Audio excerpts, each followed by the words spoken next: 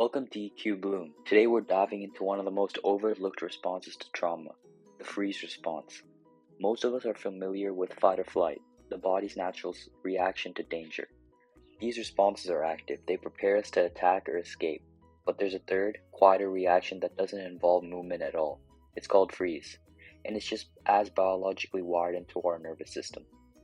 Freezing is not a weakness, it's a deep survival mechanism, an automatic shutdown response when escape or resistance is impossible.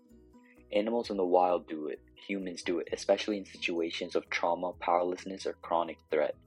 In this video, we'll explore what the freeze response is, how it functions in the brain and body, how it shows up in PTSD, and what it actually feels like from the inside. Most importantly, we'll talk about how to heal.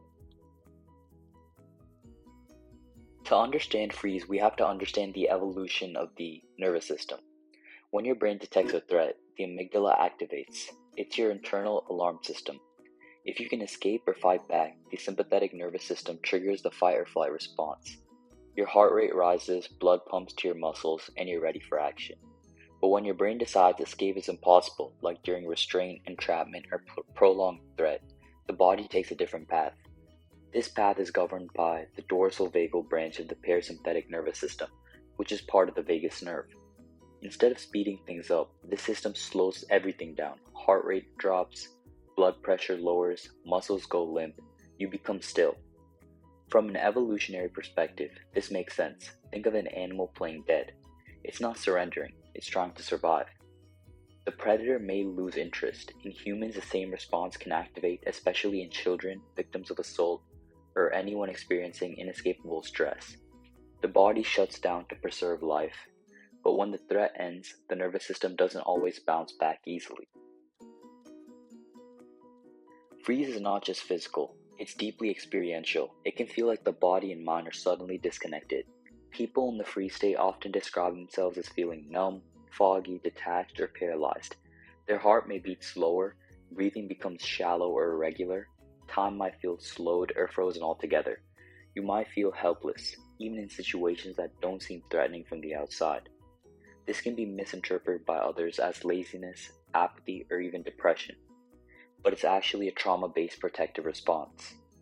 In freeze, people may lose their voice, their ability to make their decisions, or even awareness of their surroundings.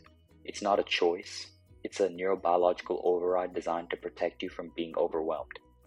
This is especially common in high-control environments, emotionally unsafe homes, bullying, abuse, or chaotic classrooms, where the body perceives risk but can't take action. The freeze response is mostly seen in complex trauma, especially trauma experienced during childhood when the brain is still developing and the options for fight or flight are limited. Children who are abused, neglected, or chronically overwhelmed often have no safe escape. Their nervous systems adapt by shutting down. Over time, this becomes the default response, even in childhood. In PTSD brain scans, we often see overactive amygdala activity, indicating constant threat detection, and underactive prefrontal cortex, which means difficulty regulating fear, planning, and reasoning. This creates a loop, perceived threat to freeze to shut down and stuck. Even when the environment is safe, the body may continue freezing because it doesn't feel safe. Trauma survivors often say they feel frozen in time, emotionally muted, socially withdrawn, or incapable of responding appropriately to stress. It's not that they don't care, it's that their bodies have learned to protect them through immobilization. To really understand freeze, we need to look at Dr. Porg's Polyvagal Theory, a framework that explains how the vagus nerve orchestrates our survival states. Imagine a ladder. At the top is social engagement. Calm, connection, eye contact, verbal interaction. This is when your body feels safe. Below that is fight or flight, activation, readiness, defense. At the bottom is freeze, collapse, immobility, and shutdown. In trauma, people often get stuck at the bottom of the ladder. The nervous system detects danger, and instead of moving back up to safety, it gets trapped in the freeze state. This isn't just a psychological phenomenon, it's physiological. The vagus nerve connects your brainstem to your heart, lungs, and gut and helps regulate emotional state, digestion, heart rate, and breath. When trauma locks you in freeze, you lose access to the upper rungs of the ladder. Healing then is not about just thinking differently. It's about helping the nervous system feel safe again so it can move back up into engagement. When freeze becomes chronic, it can lead to a state of dorsal vagal dominance, where the body remains stuck in a low energy, protective mode for months or even years. People in this state may develop symptoms that mimic physical illnesses, like chronic fatigue, irritable bowel syndrome, hormonal dysregulation, fainting or dizziness, and autoimmune conditions. Their heart rate variability, a marker of nervous system flexibility, drops. Cortisol may even fall below normal, creating a hypoaroused state where energy is low and stress tolerance is poor.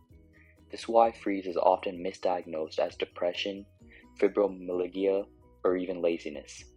But the root issue is not a mood disorder. It's a dysregulated nervous system that's trying to survive. The longer the body remains in this shutdown state, the more embedded the symptoms become. Unfreezing requires consistent safety signals, not pressure or force. The good news is that freeze is reversible. The nervous system is plastic, and healing doesn't mean pushing through. It means gently coaxing the body back into regulation.